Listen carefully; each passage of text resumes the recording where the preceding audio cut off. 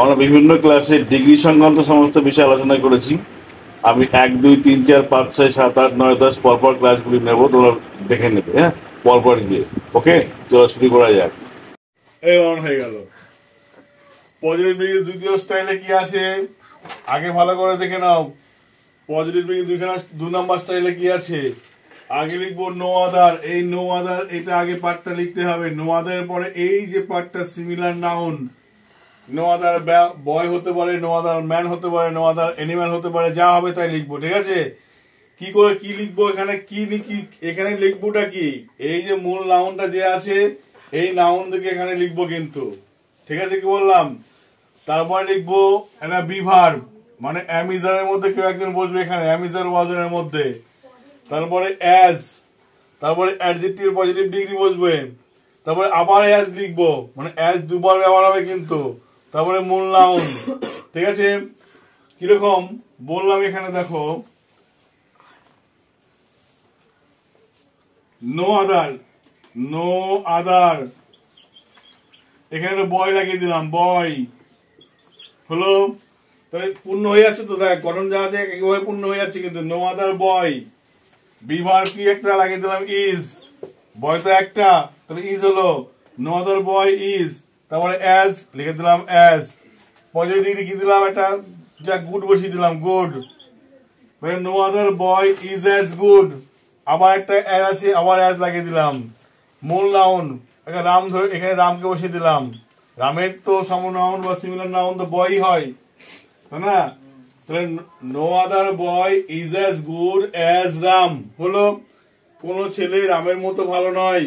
এবার বললাম কোথায়, যদি বলি গ্রামে তাহলে ইন দা ভিলেজ লিখলাম, যদি বললাম ক্লাসে তাহলে ইন দা ক্লাস লিখলাম। ঠিক আছে, কি বললাম? তাহলে এখানে লিখলাম ইন দা ক্লাস, বলতে পারলাম?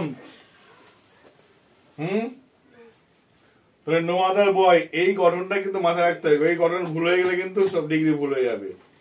ঠিক আছে, তো কি করে এখান থেকে কোন ডিগ্রি থেকে আসবো আমি একটা উদাহরণ দিয়ে বোঝাচ্ছি। এমন আছে বাক্যটা,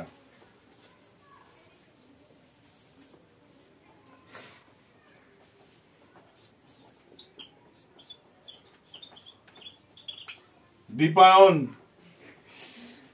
is more beautiful than any other boy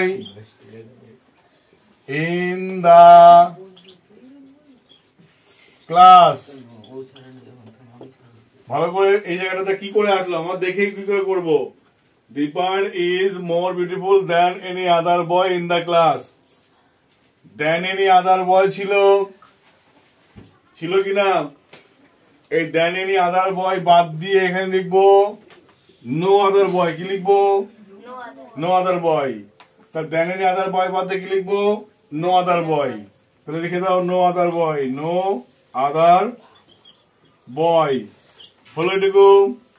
এখানে ইজ ছিল, এখানেও ইজ লিখে দিলাম ইজ। এবার ইজের পরে কি লেখা হবে? একটা ডিগ্রি গঠনে কি ছিল? অ্যাজ ছিল না একটা? অ্যাজ। বিউটিফুল এর পজিটিভ ডিগ্রি হবে, মোটটা বাদ যাবে, খালি বিউটিফুল হবে। তাহলে বিউটিফুল। আবার কি হবে? আবার একটা অ্যাজ হবে, as Dipayan in the class.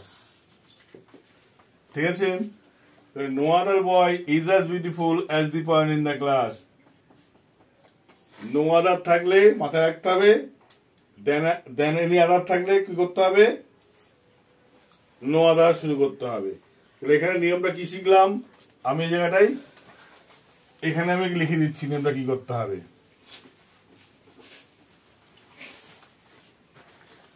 No other dot dot এরকম থাকলে কি লিখতে হবে? Than any other dot dot, এটা মাথায় রাখতে হবে। নো আদার ডটার আছে মানে নো আদার থাকলে সেটাকে দেন এনি আদার করতে হবে, দেন এনি আদার আছে মানে কি করতে হবে, নো আদার করতে হবে। হয়ে গেল কমপ্লিট। ঠিক আছে, কি বললাম? তাহলে নো আদার থাকলে than any other, than any other থাকলে নো আদার। স্টাইল 3 মুছে দেবো।